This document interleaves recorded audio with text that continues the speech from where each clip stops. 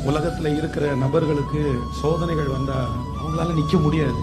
ஆனா உங்க வாழ்க்கையிலையும் என் வாழ்க்கையிலையும் எது நடந்தாலும் அதுக்கு பின்னாடி ஒரு நன்மை இருக்குமே தவிர ஒரு தீமை இருக்கவே.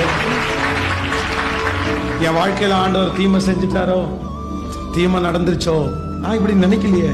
பைபிள் சொல்லுது, அன்றியும் அவருடைய தீர்மானத்தின்படி அழைக்கப்பட்டவர்களாகி தேவனிடத்தில் அன்பு கூறுகிறவர்களுக்கு சகலமும் நன்மைக்கு ஏதுவாகவே.